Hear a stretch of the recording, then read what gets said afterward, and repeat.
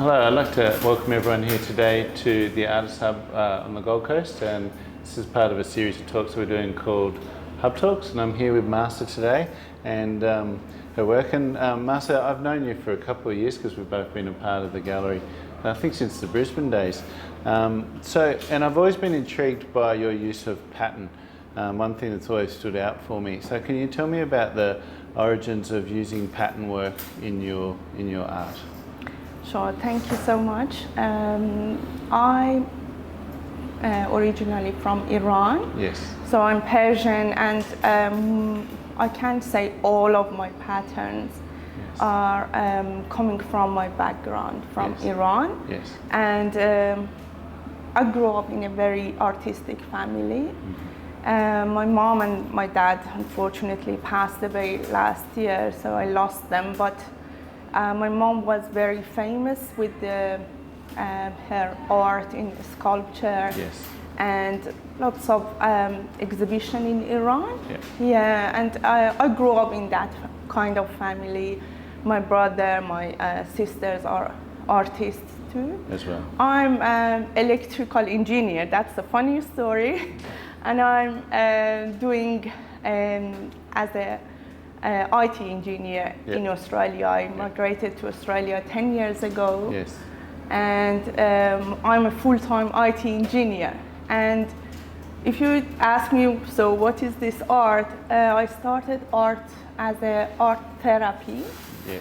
Was as a migrated person, I was very alone, far from my family, and I have an autistic son, which is a very big challenge for me. He's 11 years now. I do too. Oh, and there he's you go. 12, so. Oh, there you go. Yeah. So you know better. So I needed a way to find myself again, to become a better, happier person. And I found art is the best for me.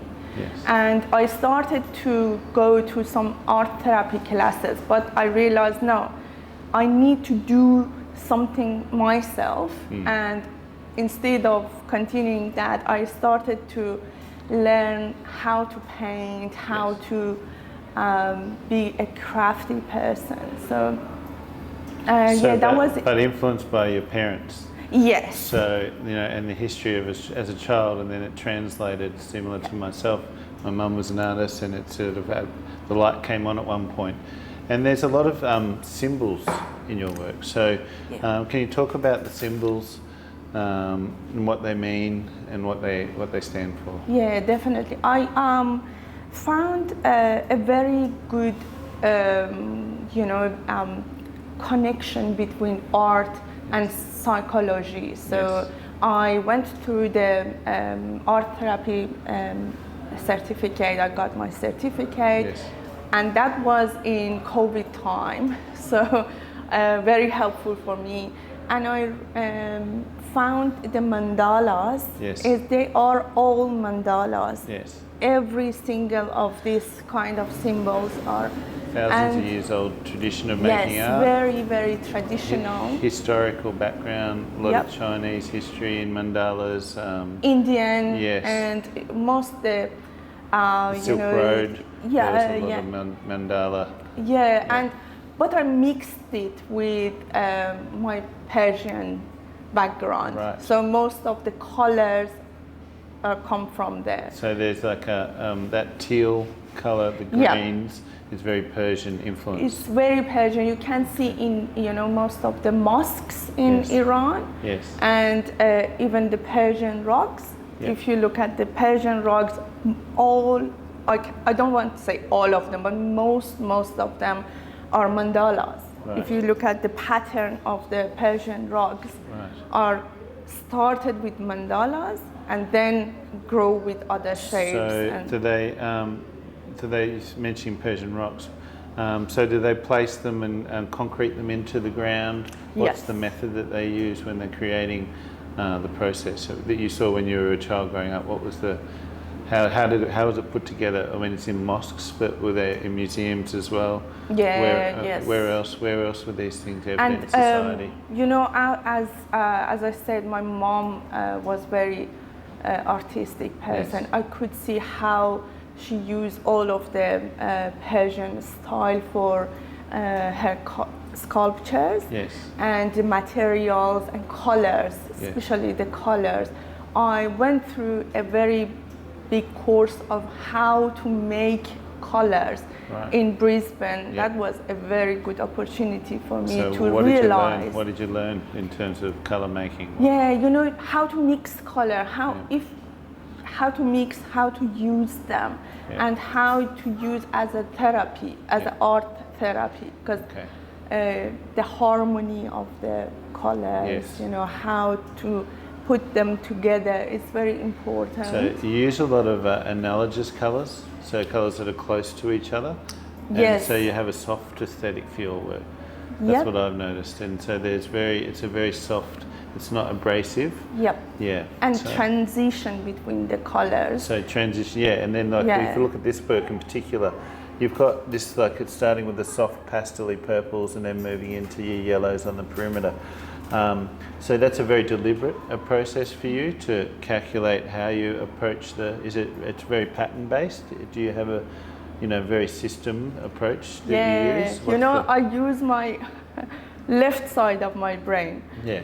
If I'm not wrong, yeah. The because electrical engineer. the mathematics comes in. Because at first I measure everything. Yes. Especially for this kind of stuff. Yeah. And So- also them. It's And radial symmetry. Yeah. The gaps is the same all the way through. Yeah. Yeah. It's very centered. Yes. So, what materials? If we had a look at this, you'd see. Is it a paper or is it? all are this. Small- Yes, all is papers. So in Yeah. the detail of this work, if you have a look at it, there's levels and layers that sort of go between a base color and then alternating colors into other things in these works here, and it's got that target feel, and then the detail. I mean, a work like this must take hours to Yes. produce. How many hours are we talking to just?